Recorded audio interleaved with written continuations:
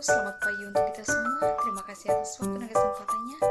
Kembali lagi bersama saya Noprianti Bere dengan NIM 2301040005. Pada hari ini saya akan menyampaikan materi ke-8 dengan topik demokrasi Indonesia. Masuk pada pembahasan A. Demokrasi Indonesia. Nah, B. Demokrasi Indonesia. C. Pelaksanaan demokrasi di Indonesia. D. Pendidikan demokrasi. Nah, penjelasan bagian A. Demokrasi berasal dari kata Yunani demos yang artinya rakyat dan berarti pemerintahan oleh rakyat. Dalam demokrasi, rakyat memiliki kedaulatan tertinggi dan kekuasaan untuk membuat keputusan yang mengaruhi kehidupan mereka.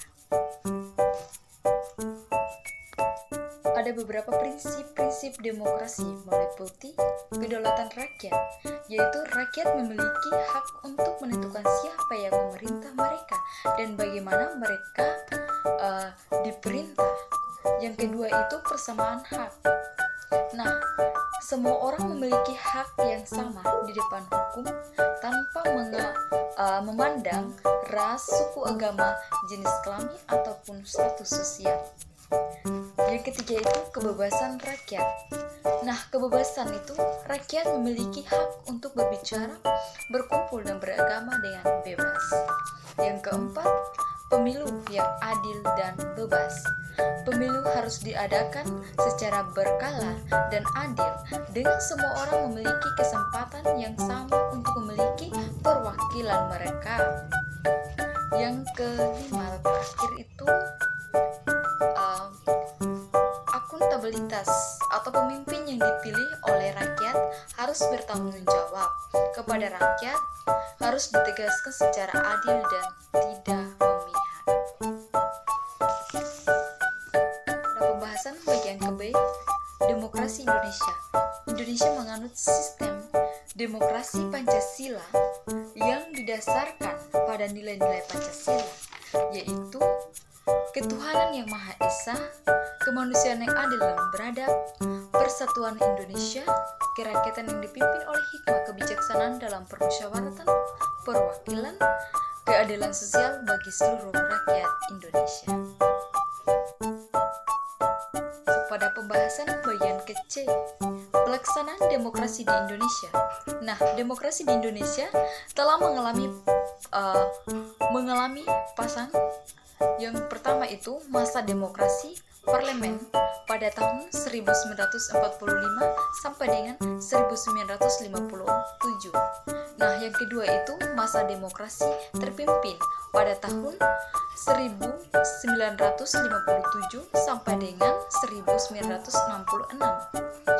Yang ketiga itu masa Orde Baru, yaitu pada tahun 1966 sampai dengan 1998. Dan yang terakhir itu adalah masa masa reformasi. Nah, masa reformasi ini pada tahun 1998 sampai sekarang. Masuk pada pembahasan bagian C, pelaksanaan demokrasi di Indonesia. Nah, demokrasi di Indonesia telah mengalami pasang surat sejak kemerdekaan. Nah, yang pertama itu masa demokrasi parlemen. Nah, parlemen ini pada tahun 1945 sampai dengan tahun 1957. Nah, yang kedua masa demokrasi terpimpin, yaitu mulai pada tahun 1957 sampai dengan tahun 1966.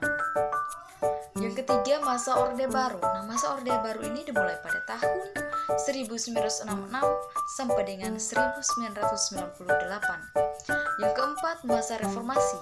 Nah, masa reformasi ini dimulai dari tahun 1998 sampai dengan sekarang. Pembahasan selanjutnya adalah bagian D atau yang terakhir. Pendidikan demokrasi. Nah, pendidikan demokrasi sangat penting untuk menunjang keberhasilan demokrasi di Indonesia. Pendidikan demokrasi harus diberikan kepada semua warga negara sejak usia dini.